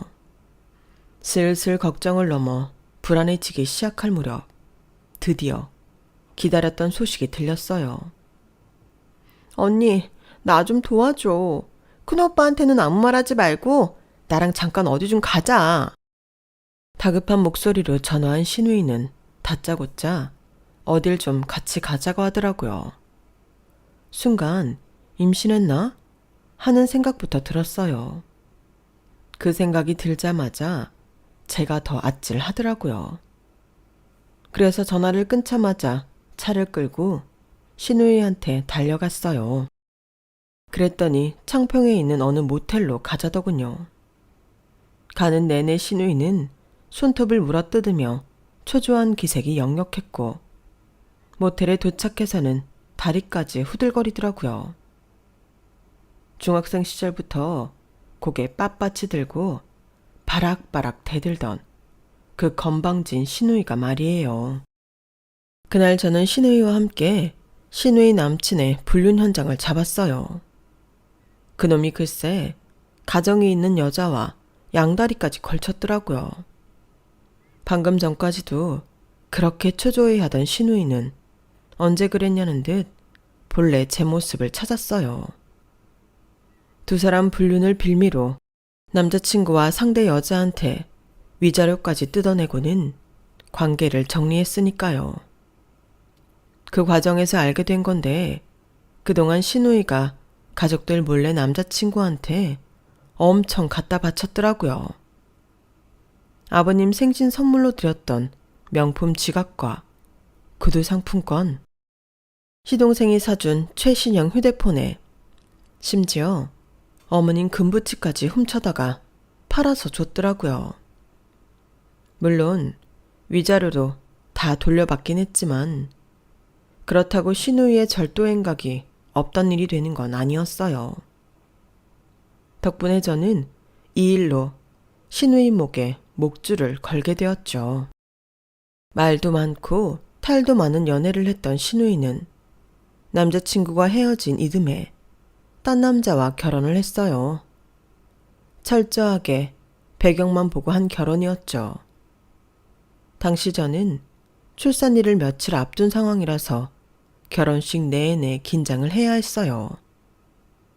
결혼식장에서 진통이라도 왔다간 남의 결혼식 망친 죄로 평생 시누이와 시어머니 눈총을 받을 게 뻔했으니까요. 다행히 출산 예정일보다 일주일이나 늦게 출산을 하는 바람에 그런 일은 없었지만요. 시집간 시누이는 개벌은 남 못 준다고 자기 시댁 식구들과도 트러블이 잦았어요. 그때마다 짐을 싸서 친정으로 달려오기 일쑤였죠. 대개 이런 경우 친정 부모가 한마디 하곤 하잖아요. 그런데 저희 시어머니는 당신 딸이 잘못한 게 확실한데도 사위랑 사돈 탓을 하시더라고요.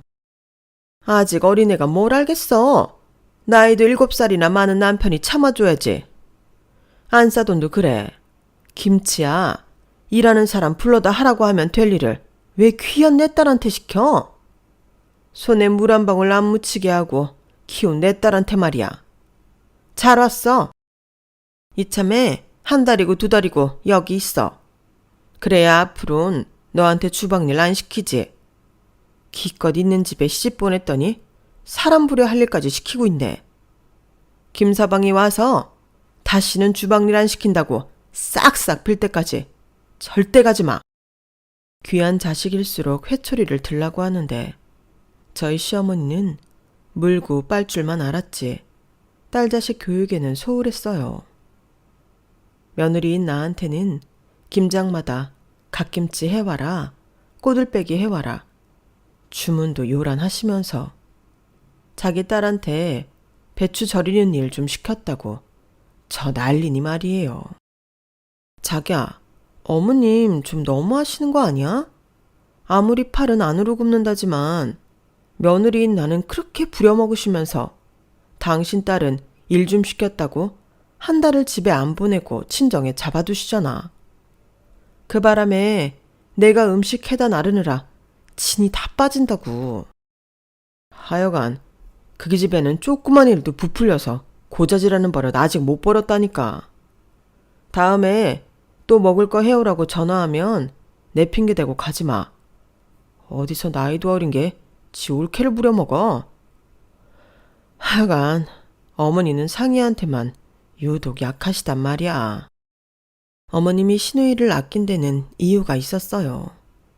시누이가 아들 자식밖에 없는 집안의 유일한 딸이라는 것도 있지만 그보다는 시누이가 태어난 시점 때문이었어요. 저희 시댁은 제 남편이 3살이 되던 무렵부터 아버님 사업이 어려워져서 막내 시동생이 태어날 때까지도 집안 사정이 어려웠대요. 사업체를 꾸려나가긴 했지만 들어오는 돈보다 나가는 돈이 더 많아서 은행권이며 친인척들한테 빌린 돈이 해마다 늘어가는 지경이었죠. 그러다가 시누이가 태어나면서부터 이상할 정도로 일이 잘 풀려나가더니 그간 빚진 거 다 갚고도 이전보다 회사 사정이 나아진 거예요. 그러니 집안에서는 다들 시누이를 복덩이라고 불렀고 특히나 그런 딸을 낳은 어머님은 시댁 식구들 앞에서 어깨에 힘을 줄 수 있게 된 거죠. 그렇게 시작된 막내딸 사랑이 지금까지 이어지고 있는 거고요. 태어날 때부터 사람들 사랑 듬뿍 받고 못되게 굴어도 용서받고 살던 시누이는 결혼 15년 차에 위기를 맞게 되었어요.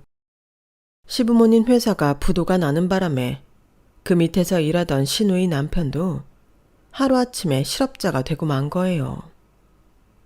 부자가 망해도 3년은 간다고 했지만 한순간에 망한 게 아니라 서서히 망해갔던 거라서 땅이며 건물은 진작에 다 팔아먹고 껍데기만 남은 상황이라 상황은 예상보다 더 심각했어요. 신우이 가족이 살던 50평대 아파트도 은행 대출을 받느라 담보 잡힌 상태라서 매달 상환해야 하는 이자만 해도 어지간한 직장인 한 달 월급이 넘었어요. 나간 구멍은 많고 들어오는 돈은 없으니 생활비 감당하는 것조차 힘들게 된 거죠. 시어머니는 자기 딸이 고생하는 꼴 볼 수 없다고 당장 이혼하고 집으로 돌아오라고 했지만 이미 자식까지 낳고 산 지 15년이 넘은 마당에 어디 그게 쉽나요? 하는 수 없이 시어머니는 사위 욕을 하면서도 딸 자식 집에 생활비며 먹을 거 나르느라 여념이 없으셨어요. 다행히 서방님이 취직도 했고 집도 작은 데로 이사를 하면서 은행 빚을 갚자 살림은 조금씩 안정을 찾아갔어요. 하지만 어머님은 돌아가실 때까지도 막내딸 걱정은 끊이지 않았어요. 시아버지와 시어머니가 2년 간격으로 세상을 떠나시자 남편과 형제들은 부모님 유산을 나누기로 했어요. 드라마에서 보면 잘 사는 집들은 변호사 입회 아래 유언장을 공개하잖아요. 그런데 저희처럼 평범한 사람들은 그런 거 없죠. 그냥 형제들끼리 모여서 어떻게 나눌 건지 상의를 하죠. 세금도 내야 하니까 팔 건 팔고 모을 건 모아서 한꺼번에 나누는 거죠. 맞으라고 더 받고 막내라고 적게 주면 형제 간에 싸움이 생기니까 똑같이 나누기로 했어요. 그랬더니 시누이가 들고 일어나는 거예요. 그걸 왜 똑같이 나눠? 오빠들도 알잖아. 나 태어나고 우리 집 일어난 거. 그럼 당연히 내가 제일 많이 받아야 되는 거 아니야? 따지고 보면 그거 다 내 공이잖아. 시누이는 자기가 하지도 않은 공을 들먹이며 전체 유산의 반을 자기가 갖겠다고 우기더라고요.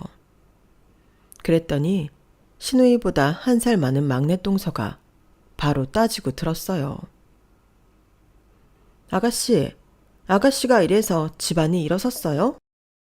그때 아가씨가 한 거라곤 기저귀 차고 똥 싼 거밖에 없으면서 무슨 공을 따져요.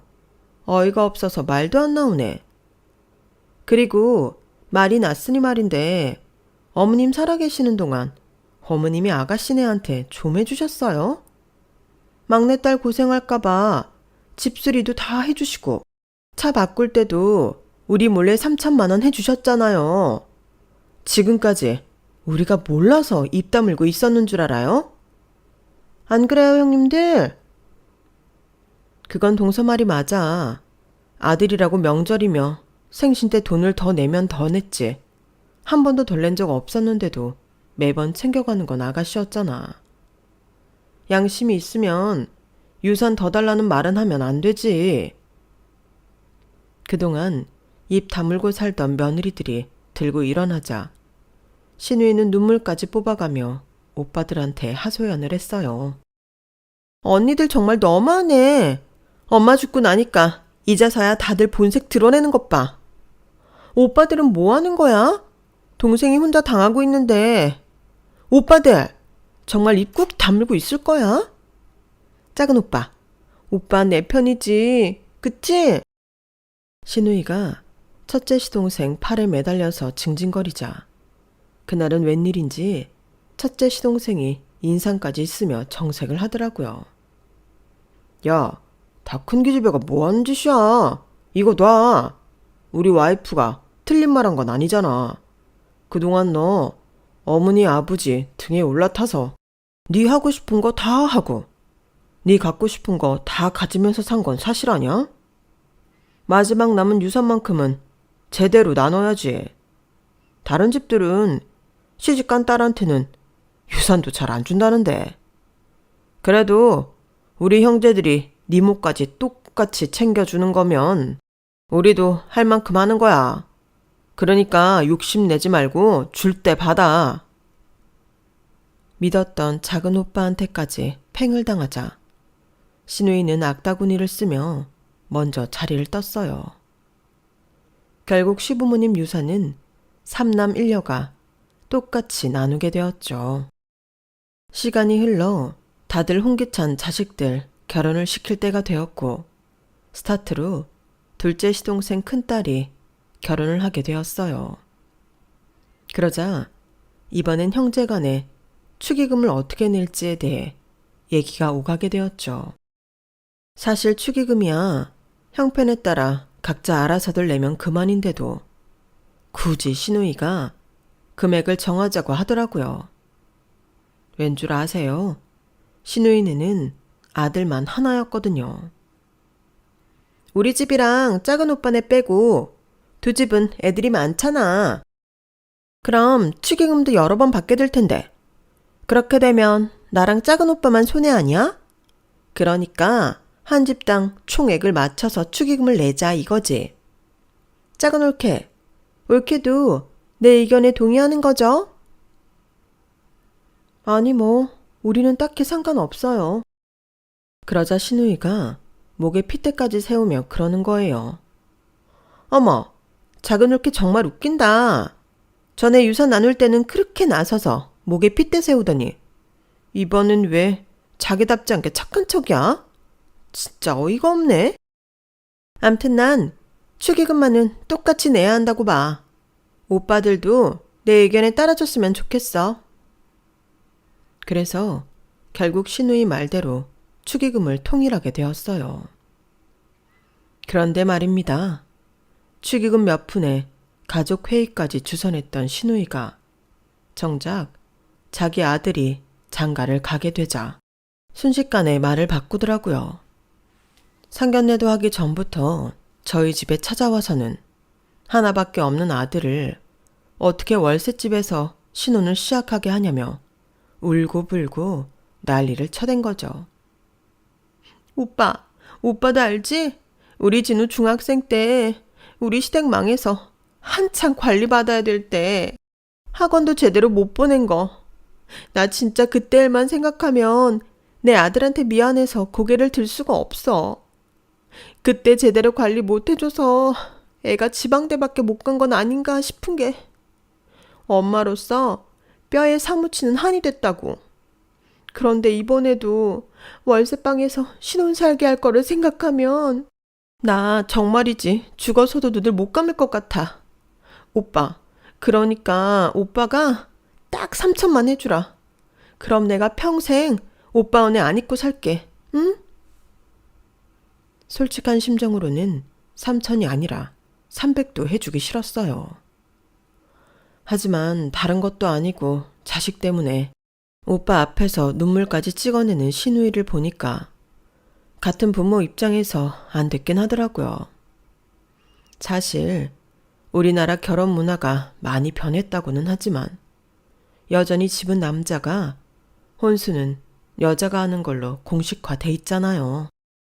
아들 가진 부모는 그놈의 신혼집 해줄 생각을 하면 가슴이 턱 막힌다니까요. 집값은 하루가 다르게 올라가지. 거기다 전셋집은 또 어떻고요.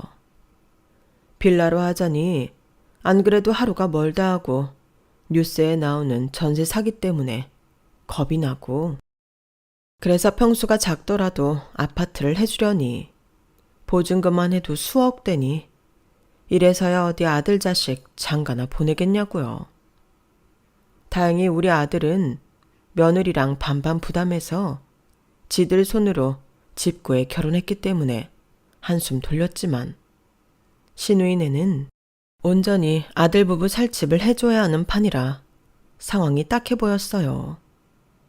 그래서 남편과 상의 끝에 3천만 원을 해주기로 했죠. 그때까지만 해도 순전히 호의로 해줬던 건데 얼마 지나지 않아서 뒤통수를 된통 맞았지 뭐예요.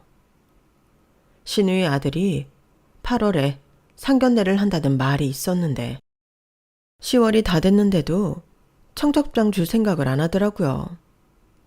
혹시 해 넘기고 하려나 싶어서 큰동서한테 전화를 했더니 대뜸 그러는 거예요. 형님, 얘기 못 들으셨어요? 진우 파혼했잖아요. 벌써 한참 됐는데. 그래? 아니 근데 고모는 왜 그 얘기를 안 한 거지? 아가씨가 형제들 중에는 그래도 우리 그이랑 친하잖아요. 파혼하고 우리 그이한테 전화해서 욕을 그렇게 하더래요. 혼수 좀 해오라고 목록 뽑아줬더니 면전에서 예비 며느리가 딱 잘라 말하더래요. 이렇게는 못 해온다고.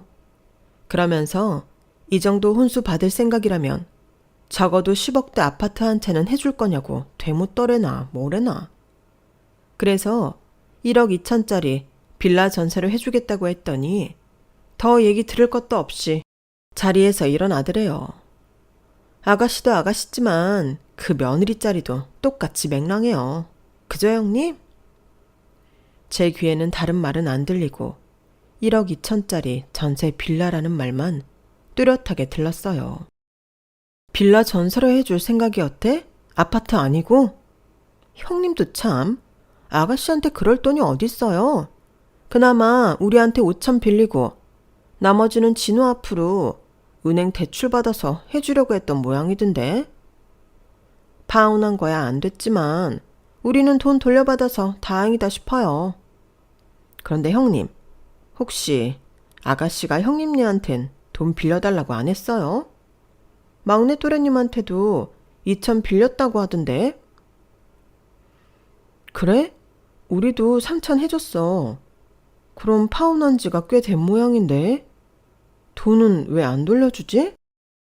혹시 막내 도련님네는 돈 돌려받았대? 글쎄요, 저야 잘 모르죠. 형님이 한번 전화해보세요. 순간 불길한 생각이 들었어요. 둘째랑 셋째네는 빌려줬다는 명목이라도 있지만 저희는 말 그대로 보태준 거니까요. 평소 신우이 성격을 고려해 볼 때 파혼은 했지만 우리가 보태준 돈이니까 되돌려줄 필요가 없다고 생각할 게 뻔하거든요. 아니나 다를까 막내 동서한테 전화를 해보니 그쪽도 파혼하자마자 돈을 돌려받았다고 하더라고요. 그런데요 형님, 아가씨네 요즘 살만한가 봐요. 지지난주던가 백화점에 갔다가 우연히 아가씨를 봤는데 명품관에서 백을 사고 있더라고요. 그것도 요즘 한창 유행하는 디자인이라서 예약해도 2달은 걸리는 백을요. 아들 결혼할 땐 돈 없다고 그렇게 죽는 소리를 하더니 그 사이 로또라도 당첨됐나? 그 말을 들으니 머리가 쭈뼛 서는 것 같았어요. 그래서 얼른 전화를 끊고 남편한테 전화를 했죠. 신우이네 파혼한 거 아냐고 물었더니 남편이 되려 저한테 묻더라고요. 그게 정말이냐고요. 그래서 동서들이랑 통화한 내용을 간략하게 전했더니 남편이 아무 말도 않고 가만히 있지 뭐예요. 그리고는 저녁 때 신우이를 집으로 부르겠다고 하곤 전화를 끊었어요. 그날 밤 남편이 돌아오기 전까지 저는 심장이 두근두근 뛰어서 일이 손에 안 잡히더라고요. 아무리 생각해봐도 신우이가 명품백을 산 돈이 우리 집에서 받아간 그 돈일 것 같았거든요. 한두 푼도 아니고 3천만 원이나 되는 돈인데 파혼까지 하고도 입을 싹 닦은 신우이가 그 돈을 돌려줄 리도 만무하고요. 다 써버렸다고 하면 그걸 어떻게 받아내야 하나? 남이라면 소송을 걸든 우격다짐을 하든 해서라도 받아내겠지만 신우이한테 그랬다간 남편이 가만히 있지 않겠지? 머릿속으로 이런저런 방법을 떠올려 봤지만 도저히 가망이 보이지 않았어요. 그렇게 속이 시꺼멓게 타들어가는데 드디어 남편이 집에 온 거예요. 남편이 오고 한 20분쯤 지났을까?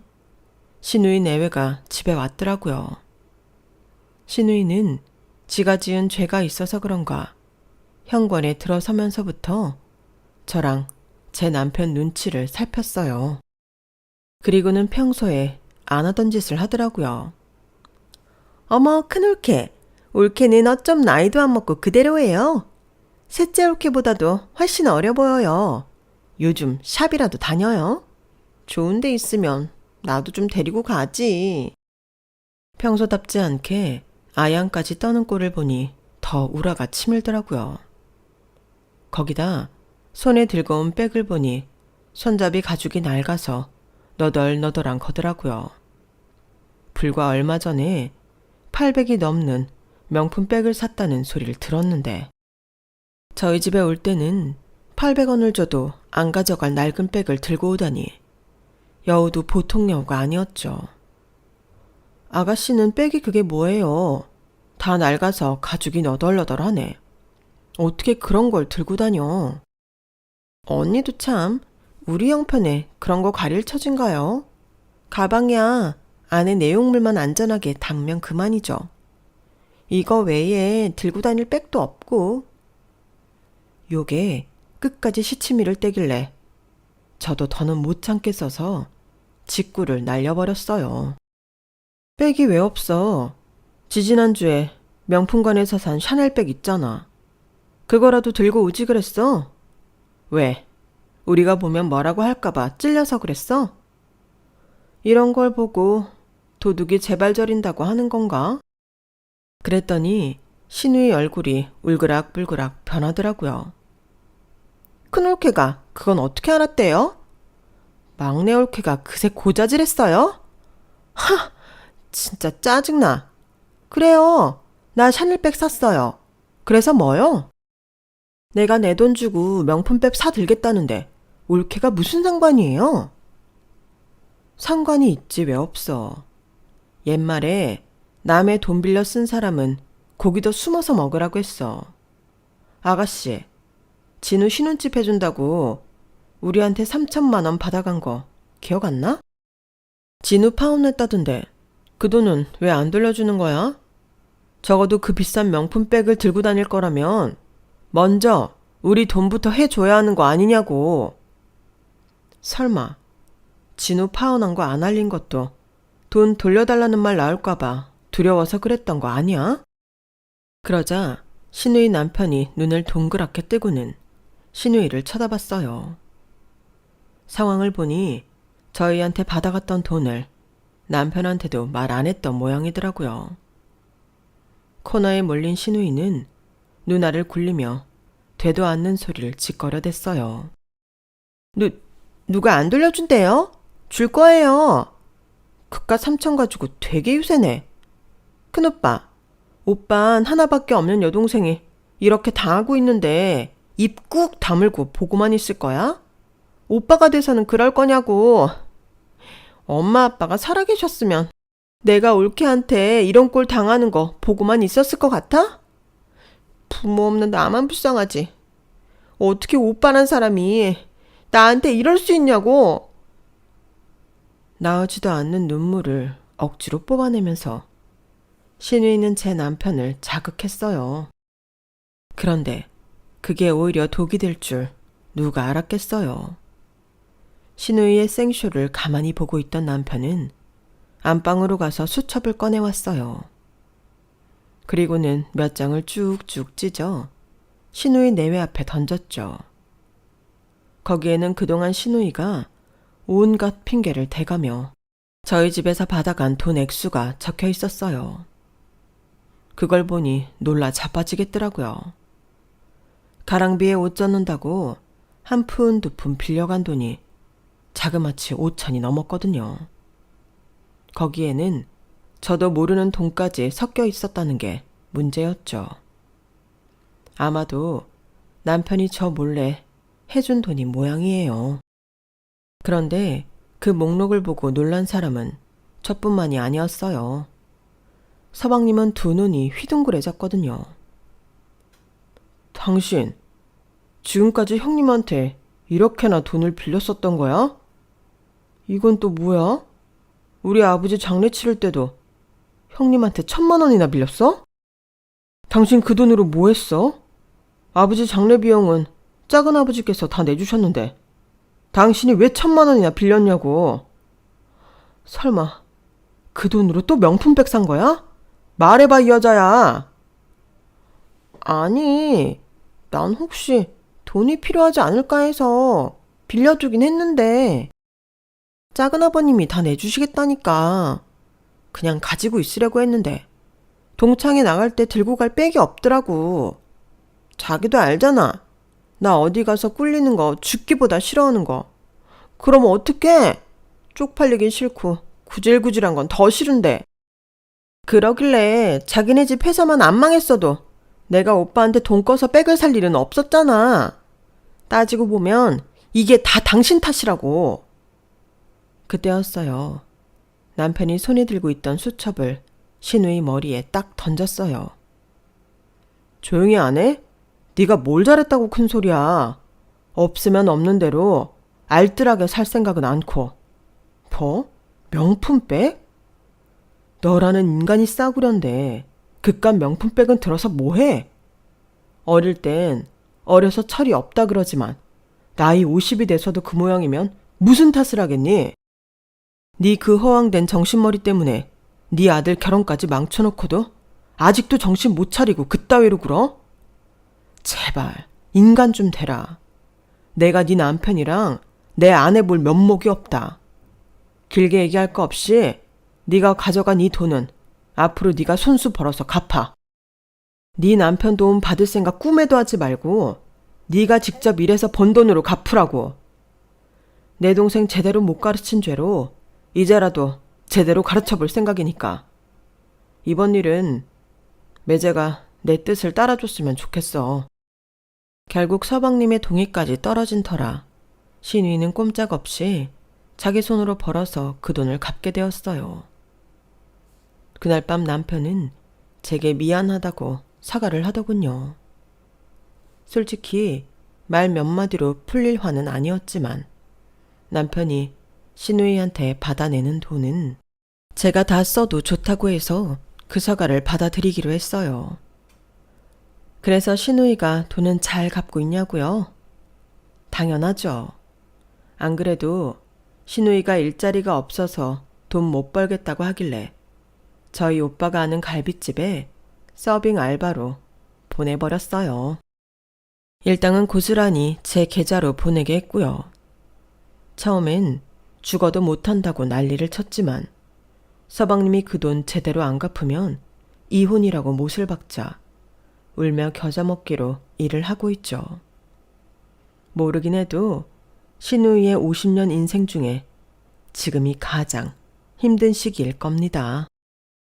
그러게 시부모님이 진작 이렇게 딸내미 교육에 힘쓰셨더라면 저까지 힘들 일 없었잖아요. 지금 제 사연을 듣고 계시는 청취자분들 중에도 내 자식이 너무 예뻐서 무조건 끼고 사시는 분들이 계시다면 제 시누이를 반면교사 삼아 제대로 된 교육 해야 하지 않을까요? 그게 자식이 제대로 된 인간으로 성장할 수 있는 자양분이 될 테니까요. 저도 제 자식 끝까지 책임져 보겠습니다. 지금까지 제 사연을 들어주셔서 감사합니다. 다들 건강하시고 내일이 더 행복하시길 바래요. 여러분, 사연 댓글에 응원과 현명한 조언 부탁드려요. 좋아요와 구독은 저에게 큰 힘이 됩니다. 오늘도 좋은 일 가득하세요.